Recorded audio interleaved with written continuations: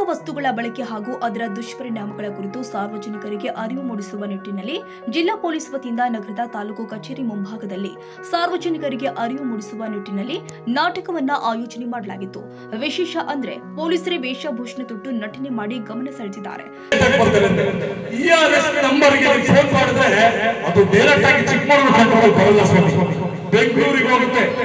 ಬೆಂಗಳೂರಿಂದ ಸಂಬಂಧಪಟ್ಟ ಡಿಸ್ಟಿಕ್ಗೆ ಬರುತ್ತೆ, ಡಿಸ್ಟಿಕ್ ಇಂದ ತಾಲೂಕಿಗೆ ಬರುತ್ತೆ. ತಾಲೂಕಲ್ಲಿ ಯಾರು ಹತ್ರ ಗಾಡಿ ಇದೆ, ERS ಗಾಡಿ, ಅವ್ರಿಗೆ ಹೇಳ್ತಾರೆ ಇದು 10 ನಿಮಿಷದಲ್ಲಿ ಆಗುತ್ತೆ ಸ್ವಾಮಿ. ಬೇಕಾದ್ರೆ ನೀವು ಪ್ರಯತ್ನ ಮಾಡಿ ನೋಡಿ.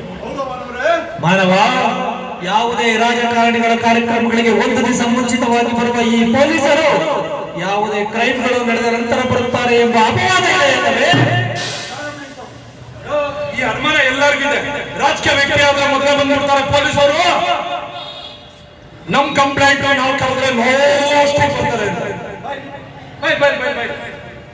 ರಾಜಕಾರಣಿಗಳು ಮೊದಲೇ ಹೇಳಿರ್ತಾರೆ, ಸ್ವಾಮಿ ನಾವು ಬೆಳಿಗ್ಗೆ 10 ಗಂಟೆಗೆ ಬರ್ತೀವಿ, ಮಧ್ಯಾಹ್ನ ಹೋಗ್ತೀವಿ, ರಾತ್ರಿ ಹೋಗ್ತೀವಿ ಅಂತ ಎಲ್ಲ ಲಿಸ್ಟ್ ಕೊಟ್ಟಿರ್ತಾರೆ. ಪೊಲೀಸರು ಕಾಯ್ತಾರೆ. ನೀವ್ ಯಾವಾಗ ಫೋನ್ ಮಾಡ್ತೀರಾ? ನಿಮ್ ಮನೆಗೆ ಬೆಂಕಿ ಬಿದ್ದ ಮೇಲೆ, ಕಳ್ತನ ಆದ್ಮೇಲೆ, ದರೋಡೆ ಆದ್ಮೇಲೆ, ನಿನ್ನೆ ಹೆಂಡತಿ ಮಕ್ಕಳು ಓಡೋದ್ಮೇಲೆ, ಎಲ್ಲ ಮೇಲೆ ಆದ್ಮೇಲೆ ಮಾಡ್ಬಿಟ್ಟು ಪೊಲೀಸರು ಕೊನೆಗೆ ಬಂದ್ರು ಅಂದ್ರೆ ನಾಳೆ ಒಂದು ಕೆಲಸ ಮಾಡಿ, ಸಮಯ ನಮ್ಮನೆ ಬೆಂಕಿ ಬೀಳುತ್ತೆ, ನೀವು ಪೊಲೀಸರು ಮೊದಲೇ ಇರ್ತಾರೆ. ಸ್ವಾಮಿ ನಮ್ಮನೆ ಕೊಳ್ತನ ಆಗುತ್ತೆ, ನೀವು ಮೊದಲೇ ಇರ್ತಾರೆ. ನನ್ನ ಮಗಳು ಓಡಾಡ್ತಾರೆ, ಮೊದಲೇ ಇರ್ತಾರೆ. ಎಲ್ಲ ಮುಗಿದ ಮೇಲೆ ಫೋನ್ ಮಾಡ್ಬಿಟ್ಟು ಪೊಲೀಸರು ಎಲ್ಲ ಮುಗಿದ ಮೇಲೆ ಬಂದ್ರು. ನಾನು ಹೇಳ ಸ್ವಾಮಿ, ಯಾಕೆಲ್ಲ ಪೊಲೀಸರಿಗೆ ಹೇಳ್ತಾರೆ? ಮೊನ್ನೆ ನೋಡಿದ್ರೆ ಒಂದು ಆಕ್ಸಿಡೆಂಟ್ ಆಗಿದೆ, ಪಾಪ ಕೈಕಾಲು ಕಳ್ಕೊಂಡು ರಸ್ತೆಯಲ್ಲಿ ರಕ್ತದಲ್ಲಿ ಒದ್ದಾಡ್ತಾ ಇದ್ದಾನೆ. ಜನ ಬನ್ನಿ ತೆಗೀರಿ ಅಂದ್ರೆ ಮೊಬೈಲ್ ಫೋಟೋ ತೆಗಿದ್ದಾರೆ, FB ವಾಟ್ಸ್ಆಪ್ ಹಾಕ್ಬೇಕಂದ್ರೆ. ಜೀವ ಉಳಿಸೋದು ಸ್ವಾಮಿ. ನಾವು ಕೇಳಿದ್ರೆ ಯಾಕಪ್ಪ ಜೀವ ಉಳಿಸಕ್ಕೆ ಮಾಡ್ತೀರಾ ಅಂದ್ರೆ ಏನಂತ ಗೊತ್ತಾ ಸ್ವಾಮಿ? ಪೊಲೀಸರು ಕೇಸ್ ಮಾಡ್ತಾರಂತೆ. ಯಾರು ಹೇಳಿದ್ರು ನಿಮ್ಗೆ?